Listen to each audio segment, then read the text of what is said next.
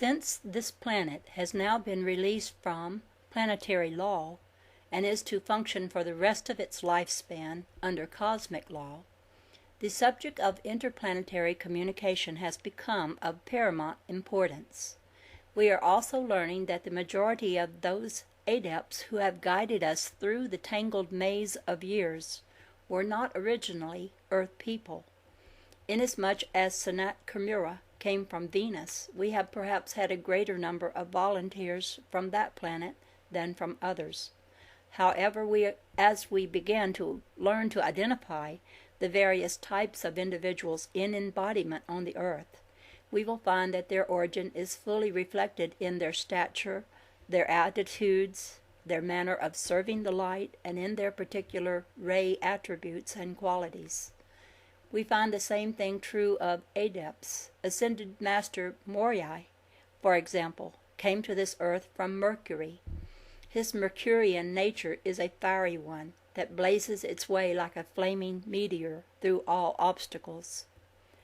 Jesus, so gentle and so full of compassion and love for humanity, was originally a Venusian, although he had many embodiments on this earth, dating from the time of Moses, when he emerged into recorded history as Joshua, the son of Nun.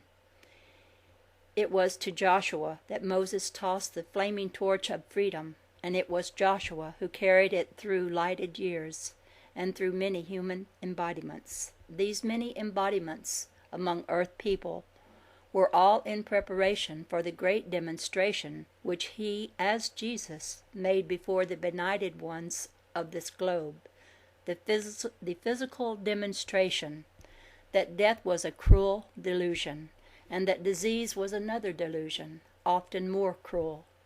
Jesus demonstrated that he not only did not succumb to any type of disease, but that he could heal any type of disease, even to psychological states resulting from obsession by earthbound spirits.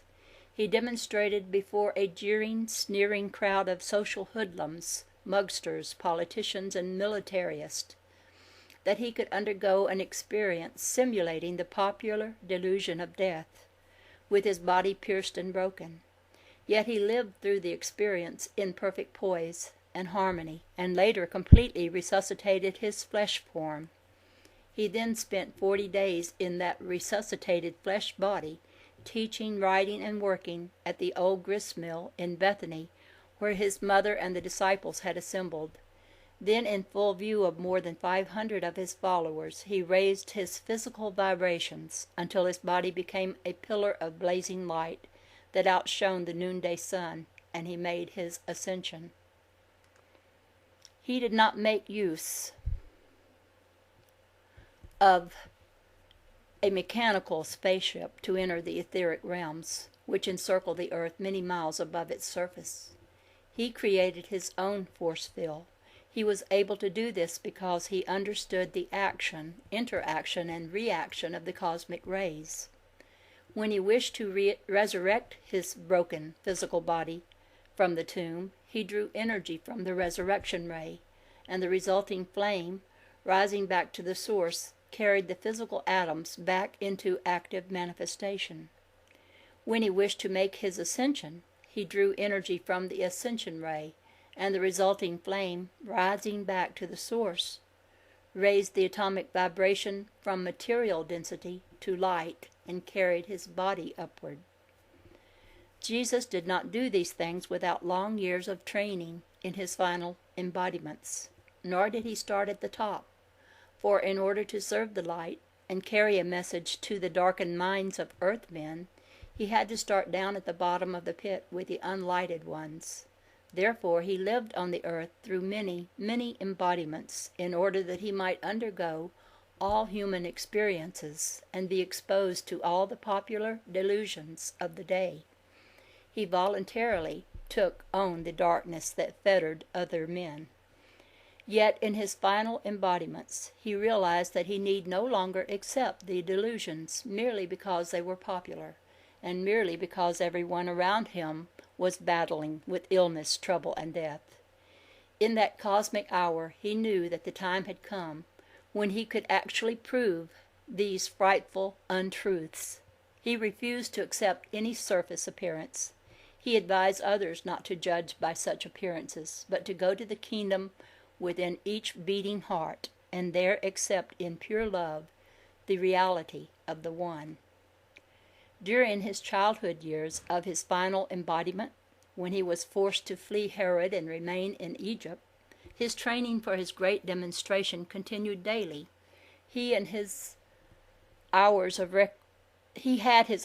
recreation when he played in the sand along the Nile, as any other little boy would do under the circumstances.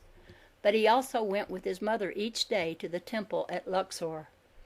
Mary had taken on human embodiment as a voluntary task to aid humanity. She had once belonged to the angelic kingdom and had advanced in evolution until she became an archeia, the twin flame of Archangel Raphael. She trained for thousands of years on the inner planes before she was finally offered the great cosmic assignment of becoming the perfect human mother of the perfect human child, Jesus. So mother and son trained together in Egypt for their ascension, for Mary was destined to leave the earth and return to her own angelic kingdom. These two initiates were supervised by the great adept Serapis Bey, Herioch of the Ascension Flame at Luxor. The training was extremely rigorous, for Jesus was to be crucified, and Mary had agreed to assist him by standing at the foot of the cross and holding for him the immaculate concept of God perfection, while he held the suspended breath, and at the same time withdrew his consciousness from his body and permitted the flesh to take on an appearance of lifelessness. However, since Jesus had been born without karma, it was not possible for him to actually suffer in the flesh, for there were no impurities in his nervous system to register a vibration of pain.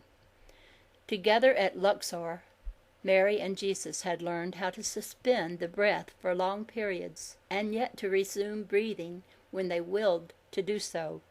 They learned how to keep the breathless, silent human bodies completely purified by sweeping them through and through constantly with cleansing light from the ascension flame.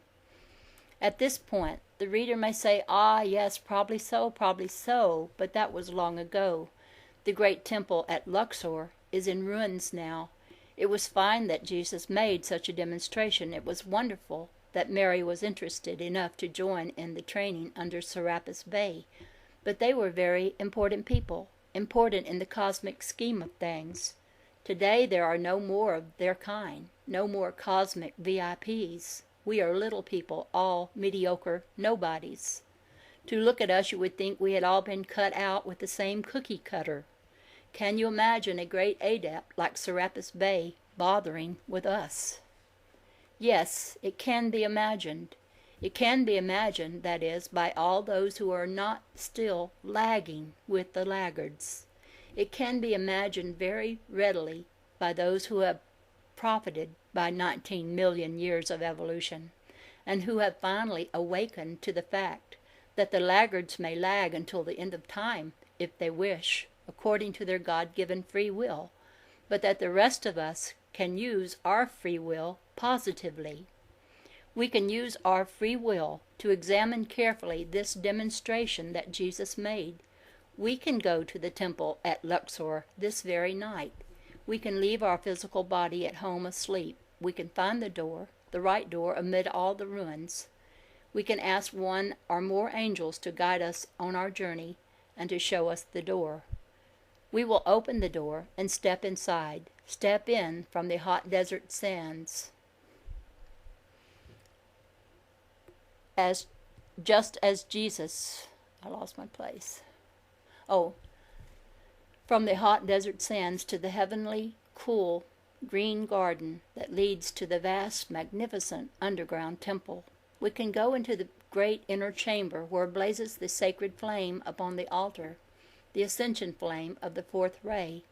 We can meet the Heriochs there, Serapis Bey, and talk with him while we bathe in the pure white light of the ray which fills the temple.